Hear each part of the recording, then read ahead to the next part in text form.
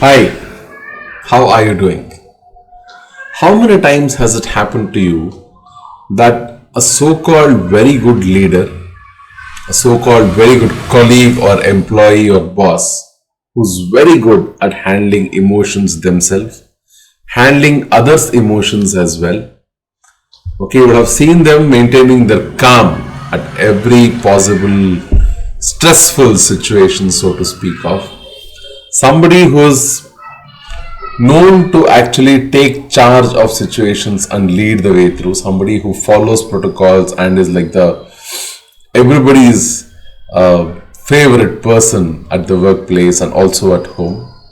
But this person sometimes can't deliver critical decisions, can't act a little harshly when it is actually needed, can't be a little more strict than usual when the situation demands with people. While many people attribute this that their high level of emotional intelligence actually holds them back, because emotional intelligence at the end of the day is about knowing yourself, is about knowing the other person, and always trying to maintain a very good intrapersonal and interpersonal relationship in the way of dealing with empathy. All right.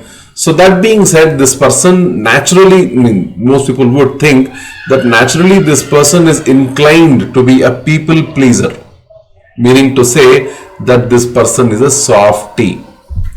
This person does not want to get on the wrong side of people by mouthing something that is unpleasant, or by acting in a way where this person will be in not so good books of other people.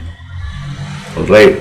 So does that mean that emotional intelligence actually has a negative way of looking at it, that people who are very good practitioners of emotional intelligence or who have very high IQ are prone to be soft? They can't handle crisis situations? Well, the answer is no. It just happens that people who are by definition very high or of very high EQ are incredibly self-aware and self-managed. What might happen with other people as being following the protocol or playing by the rules or doing everything like dotting the I's and crossing the T's, that kind of people, but this comes naturally to them.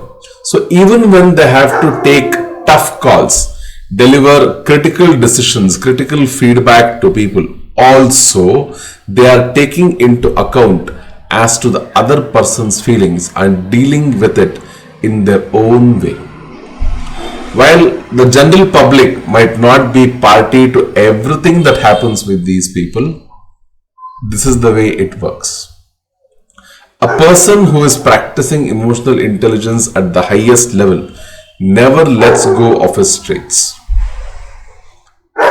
Does that mean that they are not prone to anxiety or depression or bursts of anger or something? No.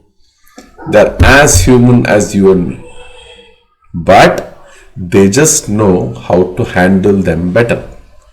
They channelize their energies into doing something logical by putting some thought behind it before there is an outburst.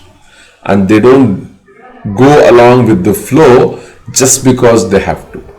If they have to challenge the situation, they will, to make sure that they are maintaining stability with respect to their emotions and also intrapersonal and interpersonal relationship with whomsoever concerned. That's the way they work. Okay. So just because they don't have angry outbursts or people have not seen them being harsh or strict with people, or they are seen to be not very disciplinarians, so to speak of, does not mean that they are softies. That just goes on to show that they are actually even more emotionally intelligent than one can perceive. They are incredibly self-aware of their own strengths and their drawbacks, and they play to them to the hilt. They might not do it in public. They might do a one-on-one session with whomsoever concerned and deliver the message. but we are not to understand or interpret between the lines that they are not able to carry through the decision. This actually was a topic that was posed to me by one of the followers of my channel, and that's the reason I'm coming out with an answer in this format. I have addressed this in a different manner much earlier, but since this seems to be a recurring question, I thought this needs a very good validated answer, and so here am I. Here I am. Alright. So don't take it that emotional intelligence turns us into robots. It does not, it does not make us devoid of emotions, not at all. On the contrary, it actually opens our mind up to hundreds and thousands of more emotions that pass through. You become so mature and more responsible and self-aware that you start discovering yourself in a whole new way that you never knew existed before you set off on this journey.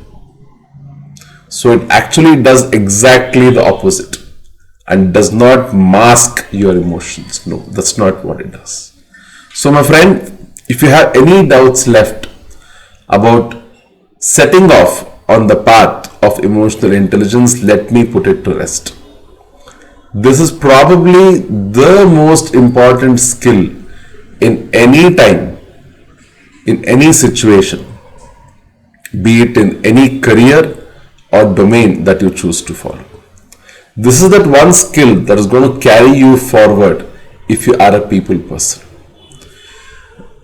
Excuse me. If you are not a people person, you still want to discover about yourself, don't you? This will help you discover yourself in your own way, like nobody else actually ever knew about you. And that will be your secret weapon when you have to, which you can bring out in times of crisis. Not everybody needs to be a leader who's out there shining in armor. There can be people who are silently working backstage and still be a leader. Leaders need not be always ahead of the pack. They can be in between or at the back of the pack as well. So go ahead, join our exclusive Facebook group called EQ in Leadership and discover more such leaders who are on their own journey of discovering emotional intelligence in leadership. I welcome you over there and I hope to see you over there at the earliest. Thank you so much.